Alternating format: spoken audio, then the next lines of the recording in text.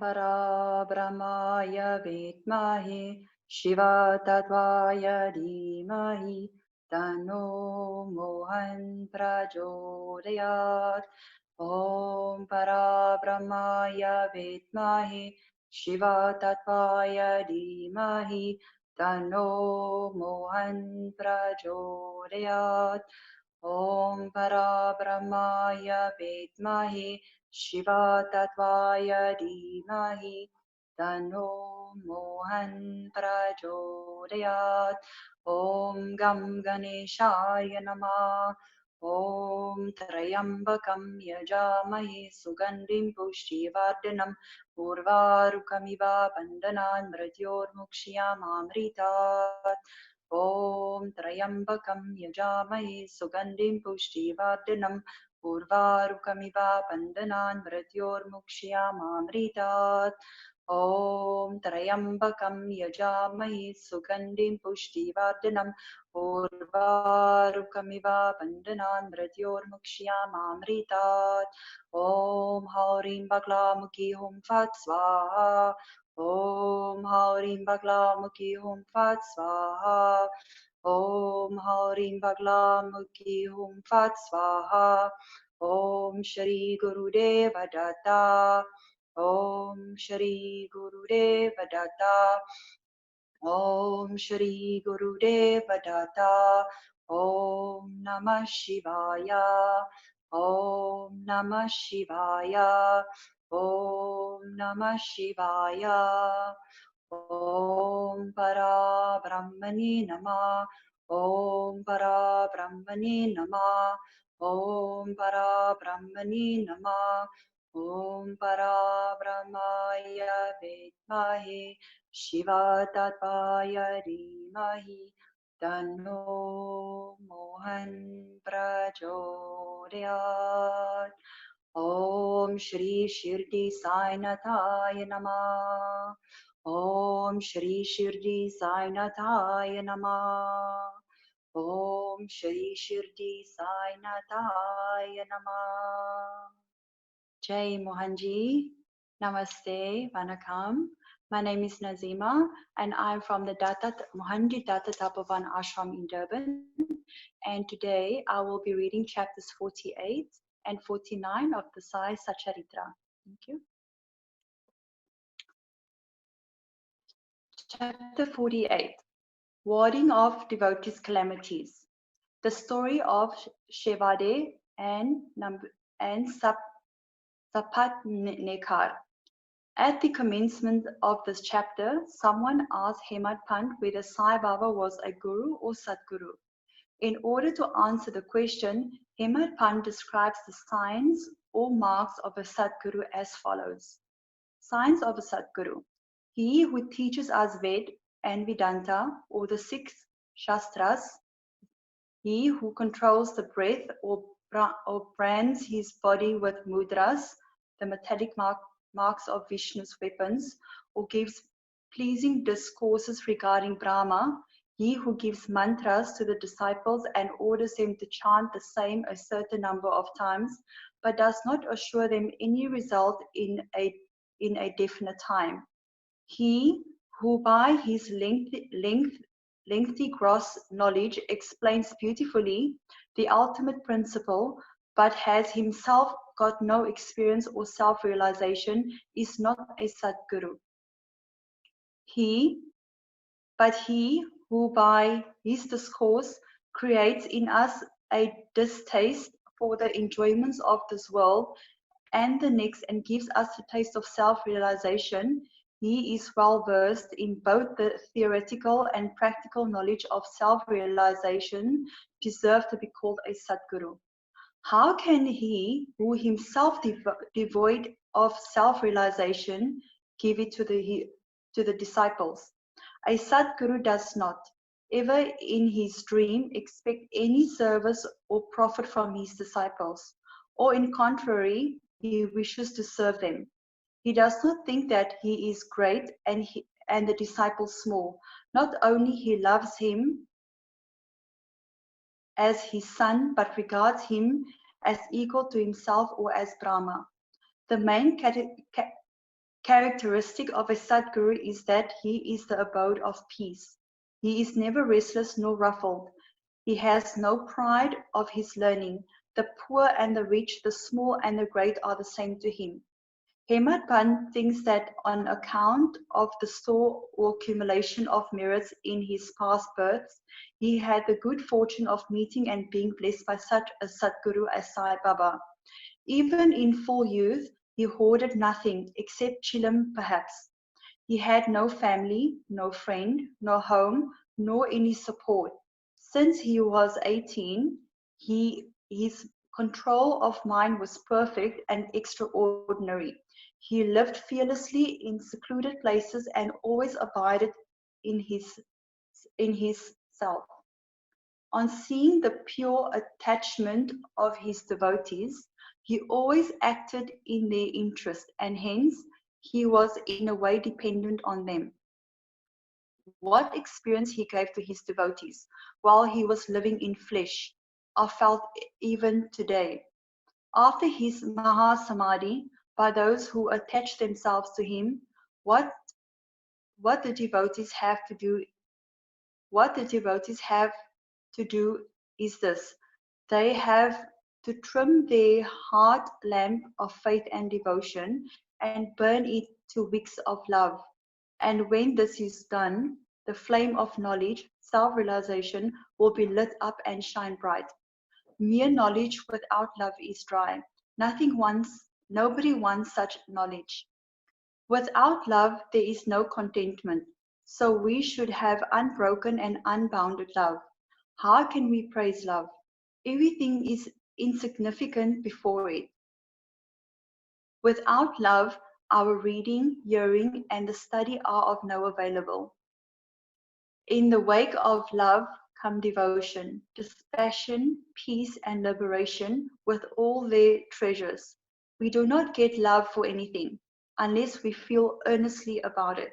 So where there is real yearning, God manifests himself. It includes love and it is the means of liberation. Now let us revert to the main story of this chapter. A man should go to a true saint with a pure mind or even otherwise and hold his feet. Ultimately, he is sure to be saved. This is illustrated by the following stories. Mr. Shevade. Mr. Sapatnikar of Akalkot, Solapur district, was studying law. A co-student, Mr. Shevade, met him. Other fellow students also got together and compared notes of their study. It was found by the questions and answers amongst themselves that Mr. Shevade was the least prepared of all for the examination, and therefore all the students derided him. But he said that though he was not prepared, he was sure to pass the examination, as his Sai Baba was there to get him through it successfully. But Sapatnekar was surprised at this remark. He took Mr. Shevade aside and asked him who the Sai Baba is, whom he extolled so high. He replied, "There lives a masjid in Shirdi, a fakir. He is a great Satpurash. There may be other saints, but this one is unique. Unless there is a great store of merits in one's account, one can't see him. I fully believe in him, and what he says will never be untrue. He has assured me that I will pass definitely next year, and I am confident that I will get through the final examination by his grace." Mr. Sapatnekar laughed at his friend's confidence and jeered at him and Baba. Later, when Shevade passed his exam successfully, it made Sapatnekar quite surprised. Sapatnekar. Mr. Sapatnekar passed his examination, settled at Akalkot, and practiced as a pleader there. 10 years after this, in 1913, he lost his only son on account of a throat disease. This broke his heart. He sought relief by making a pilgrimage to Pandharpur, Gangapur, and other holy places. He got no peace of mind. Then he read Vedanta also, which also did not help him. In the meanwhile, he remembered Mr. Shevade's remarks and his faith with Baba, and he thought that he too should go to Shirdi and see Baba. He went to Shirdi with his younger brother Panditra and was much pleased to see Baba from a distance. When he went near and prostrated himself and placed a coconut before Baba, with feeling of devotion, the latter at once cried out, "Get away!" Sapatnekar hung down his head, moved back and sat aside. He wanted to consult somebody who would advise him how to proceed. Somebody mentioned Bala Simpi's name. Sapatnekar saw him and sought his help. They bought Baba's photos and came with him to the masjid. Bala Shimpi took a photo in his hand, gave it to Baba and asked him whose photo it was. Baba said that this photo was of the Yar, the lover of him, pointed to Sapatnekar. Saying this, Baba laughed and all others joined. Bala asked Baba the significance of the laugh and beckoned Sapatnekar to come forward and take darshan. When Sapatnekar began to prostrate himself, Baba again cried out, "Get out!" Sapatnekar did not know what to do. Then they both joined their hands and sat before Baba praying. Baba finally ordered Sapatnekar to clear out immediately. Both were sad and dejected. As Baba order had to be obeyed. Sapatnekar left Shirdi with a heavy heart, praying that he should be allowed to take darshan next time. Mr. Sapatnekar, one year elapsed, still his mind was not at peace. He went to Gagapur where he felt more restless. Then he went to Madegaon for rest and finally decided to go to Kashi. 2 days before starting, his wife got a vision. In her dream, she was going with a pitcher to Lakhad Shah's well. There a fakir with a piece of cloth tied around his head, sitting at the foot of the neem tree, came close to her and said, "My dear Lassie, why get exhausted for nothing? I get your pitcher filled with pure water." She was afraid of the fakir and hastened back with an empty pitcher. The fakir followed her. At this, she woke up and opened her eyes. She told this vision to her husband. They thought that this was an auspicious sign that they both left for Shirdi. When they reached the masjid, Baba was absent. He had gone to Lindi. They waited till his return. When he returned, she was surprised to see that the fakir she saw in the vision exactly resembled Baba. She reverentially prostrated herself before Baba and sat down looking at him. On seeing her humility, Baba was much pleased and began to tell a story of his peculiar characteristic manner to a third party. He said, "My arms, abdomen and waist have been paining for a long time. I took many medicines. The pains did not abate. I got sick of the medicines as they gave me no relief, but I am surprised to see now that all the pains have disappeared at once." Though no name was mentioned, it was the story of Mrs. Sapatnekar herself. Her pains, as described by Baba, left her soon and she was happy.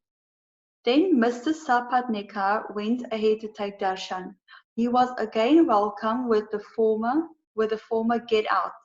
This time he was more penitent and persevering. He said that Baba's displeasure was due to his past deeds and resolved to make amends for the same. He determined to see Baba alone and ask his pardon for his past actions. He placed his head on Baba's feet, and Baba placed his hand on him. And Sapatnekar sat stroking Baba's leg. Then the shepherdess came and sat massaging Baba's back. Baba, in his characteristic way, began to tell the story of Abanya. He related to various vicissitudes of all his life, including the death of his only son. Sapatnekar was surprised to see that the story which Baba related was his own and wondered how Baba knew every detail of it. He came to understand that he was omniscient and he knew the hearts of all. When this thought crossed his mind, Baba still addressed shepherds and pointers to Sapatnekar said, "This fellow blames me and charges me with the killing of his son. Do I kill people's children? Why does this fellow come to the masjid and cry? Now I will do this. I will again bring that very child back in his wife's womb." With these words, he placed his blessing hand on his head and comforted him, saying, "These feet are old and holy. You are carefree now. Place entire faith in me and you will soon get your object." Sapatnekar was much moved with emotion.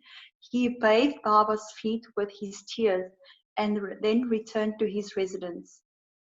Then he made preparations for worship and Naivedya and came with his wife to the masjid. He offered all of this to Baba and accepted prasad from him. There was a crowd in the masjid and Sapatnekar went there and saluted Baba again and again. On seeing heads clashing against heads, Baba said to Sapatnekar, "Oh, why do you prostrate yourself now and then? One namaskar offered with love and humility is enough." Then Sapatnekar witnessed that night the Chavadi procession described earlier. In that procession, Baba looked like veritable Pandurang Vital. On the parting next day, Sapatnekar thought that he would first pay 1 rupee as dakshina, and if Baba asked again, instead of saying no, he should pay 1 more, reserving with him sufficient amount as expenses for the journey. He went to the masjid and offered 1 rupee. Baba asked for another as per his intention, and when it was paid, Baba blessed him, saying, "Take the coconut, put it in your wife's oti, upper fold of her sari, and go away without the least anxiety." He did so, and within a year a son was born to him, and with an infant of 8 months the couple came to Shirdi, placed him at Baba's feet and prayed thus, "O Sai Nath, we do not know how to repay your obligations, therefore we prostrate ourselves before you. Bless us poor helpless fellows. Henceforth let your holy feet be our sole refuge. May many thoughts and ideas trouble us in waking and dream states, so turn away our minds from them to your bhajan and bless us." The son was named Murlidhar.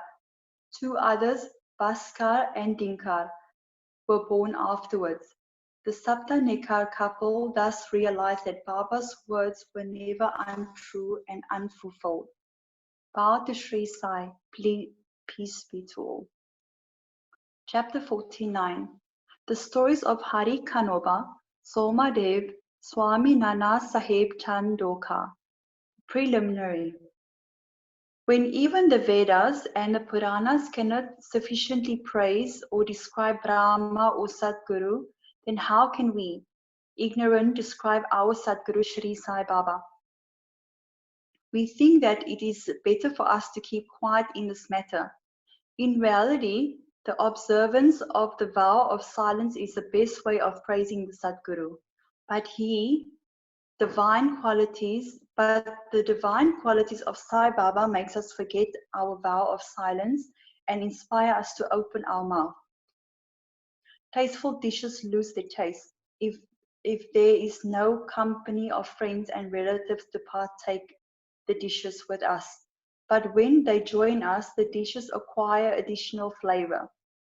The same is the case with the Sai Lilamrit, the nectar in the form of Sai Leelas. This nectar we cannot partake alone. Friends and brothers have to join us. The more the better. It is Sai Baba himself who inspires these stories and gets them written as he desires. Our duty is to surrender completely to him and meditate on him. Practicing penance is better than pilgrimage, vows, sacrifice, and charity. Worshipping Hari, the Lord, is better than penance, and meditating on the Sadguru is the best of all. We have therefore to chant Sai's name, think over his saying in our mind, meditate on his form, feel true love in our heart, and do all our actions for his sake. There is no better means than this for snapping the bondage of the sansar. If we can do our duty on our part as stated above, Sai is bound to help and liberate us. Now we revert to the stories of this chapter. Mr. Kanoba, a gentleman of Mumbai named Hari Kanoba, heard from his friends and relatives many leelas of Baba. He did not believe in them and he had a doubting mind. He wanted to see Baba himself, so he came to Shirdi with some Mumbai friends. He wore a lace-bordered turban on his head and a new pair of sandals on his feet. On seeing Baba from a distance, he thought on going to him and prostrating himself before him. He did not know what to do about his new sandals. After going to the corner of the open courtyard, he placed them there and went in the masjid and had Baba's darshan. He made a reverential bow to Baba, took Udi and prasad from Baba and returned. When he reached the corner, he found to his utter dismay that his sandals had disappeared. He searched for them in vain and returned to his lodging very much dejected. He bathed, offering worship and Naivedya, and sat down for meals, but all this while he was thinking about nothing but his sandals. After finishing his meals, he came out to wash his hands. When he saw the Maratha boy coming towards him, he held in his hand a stick at the end of which was hanging a pair of new sandals. He said to the men who had come out to wash their hands that Baba sent him with a stick in hand and asked him to go to the streets crying, Hari ka beta, Jari ka beta, and that if anybody claims his sandals, first assure yourself that his name is Hari and that he is the son of Kanoba, and that he wears a lace-bordered turban, and then give them over to him. On hearing this, Hari Kanoba was pleasantly surprised. He went ahead to the boy and claimed the sandals as his own. He said to the boy that his name was Hari and that he was the son of Kanoba, and showed him the lace-bordered turban. The boy was satisfied and returned the sandals to him. Hari Kanoba wondered in his mind that his lace-bordered turban was visible to all, and Baba might have seen it. But how could he know that his name was Hari and that he was the son of Kanoba, and this was his first trip to Shirdi? He came there for the sole object of testing Baba and with no other motive. He came to know by this incident that Baba was a great Satpurush. He got what he wanted and returned home well pleased. Somadev Swami. Now hear the story of another man who came to try Baba. Baiji, brother of Kaka Sahib Dixit, was staying at Nagpur. He had gone to the Himalayas in 1906. He made an acquaintance with one Somadev Swami of Hardwar at Uttarkashi, down the Gangotri Valley. Both took down each other's names in their diaries. 5 years later, Somadev Swami came to Nagpur and was Baji's guest. There he was pleased to hear the Leelas of Baba, and a strong desire arose in his mind to go to Shirdi and see him. He got a letter of introduction from Baji and left for Shirdi. After passing Manmad and Kopagan, he took a tonga and drove to Shirdi. As he came near Shirdi, he saw 2 flags floating high over the masjid in Shirdi. Generally, we would find different behavior, different mode of living, and different outward paraphernalia with different saints. But these outward signs should never be our standards to judge the worth of a saint. But with Somadev Swami, it was as soon as he saw the flags flying, he thought, why would a saint take a liking? Why would a saint take a liking for the flags? Does this donate sainthood? It implies the saint's hankering after fame. Thinking thus, he wished to cancel his trip and said to his fellow travelers that he would go back. They said to him, then why did you come so far? If your mind became restless by the mere sight of the flags, how much more agitated would you be on seeing the rath, the palanquin, the horse, and all the other paraphernalia in Shirdi? The Swami got more confounded and said, not sadhu, with horses, palanquins, and tom-toms have I seen, and it is better for me to return than visit such a sadhu. After saying this, he started to return. The fellow travelers pressed him not to do so, but to proceed. They asked him to stop his inconsistent way of thinking and told him that the sadhu, Baba, did not care a bit for the flags and other paraphernalia, nor for the fame. It was the people, his devotees, who kept up all this paraphernalia out of love and devotion for him. Finally, he was persuaded to continue his journey, go to Shirdi and see Baba.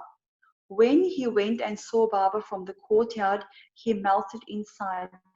His eyes were full of tears, his throat was choked, and all his evil and crooked thoughts vanished. He remembered his Sadguru saying that is our abode and place of rest, where the mind is most pleased and settled. He wished to roll himself in the dust of Baba's feet, and when he approached Baba, the latter got wild and cried aloud, let all our humbug paraphernalia be with us. You go back to your home, be aware. If you could go back to the masjid again, why take the darshan of one who flies a flag over his masjid? Is this a sign of sainthood? Remain here not a moment. The Swami was taken aback by surprise. He realized that Baba read his heart and spoke it out. How omniscient he was. He knew that he was least intelligent, but that Baba was noble and pure. He saw Baba embracing somebody, touching someone with his hand, comforting others, staring kindly at some, laughing at others, giving Uri Prasad to some and thus pleasing and satisfying all. Why should he alone be dealt so harshly? After thinking seriously, he came to realize that Baba's conduct responded exactly to his inner thought, and that he should take a lesson from this and improve, and that Baba's wrath was a blessing in disguise. It is needless to say that later on, his faith in Baba was confirmed, and he became a staunch devotee of Baba. Nana Sahib Chandokar. Hemad Pant concludes this chapter with the story of Nana Sahib Chandokar. Nana Sahib was once sitting in a masjid with Mala Sapati and others. A Mohammedan gentleman from Bijapur came with his family to see Baba. On seeing veiled ladies with him, Nana Sahib wanted to go away, but Baba prevented him from doing so. The ladies came and took the darshan of Baba. When one of the ladies removed her veil for saluting Baba's feet, Nana Sahib, who had a glimpse of her face, was so much smitten with her beauty that he wished to see her face again. Knowing Nana's restlessness of mind, Baba spoke to him after the lady had left the place.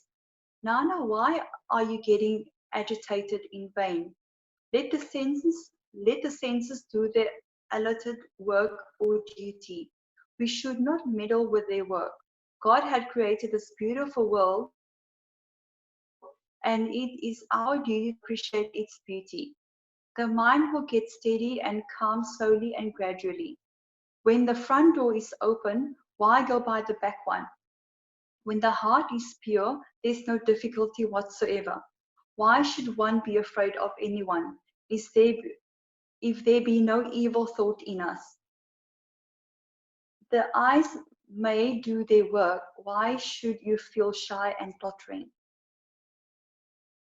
Shama was there, and he could not follow the meaning of what Baba said. So he asked Nana about this on their way home.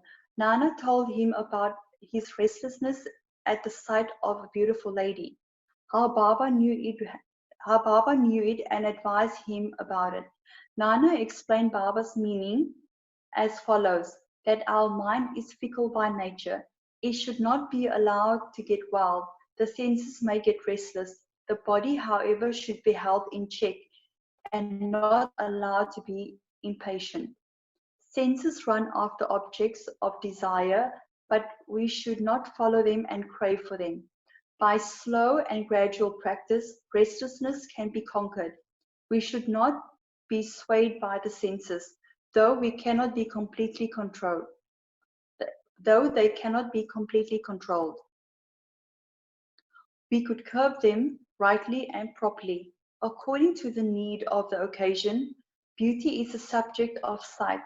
We may fearlessly look at the beauty of objects. There is no room for shyness or fear. Only we should never entertain evil thoughts. Making the mind desireless, observe God's works of beauty. In this way, the senses will be easily and naturally controlled, and even in enjoying objects, you will be reminded of God. In the outer senses are not held in, if the outer senses are not held in check, and if the mind be allowed to run after objects and be attached to them, our circle of births and death will not come to an end. With Vivek, discrimination, as our charioteer, we will control the mind and shall not allow the senses to go astray. With such charioteer, we reach the Vishnu Pada, the final abode of our real home, from where there is no return. Bow to Sri Sai, peace be to all. Om Para Brahmaya Vidmahi Shiva Tattvaya Dhimahi Tano Mohan Prachodayat. Om Para Brahmaya Vidmahi Shiva Tattvaya Dhimahi Tano Mohan Prachodayat. Thank you so much. Thank you. Please join us tomorrow for the last chapter. Jai Mohanji.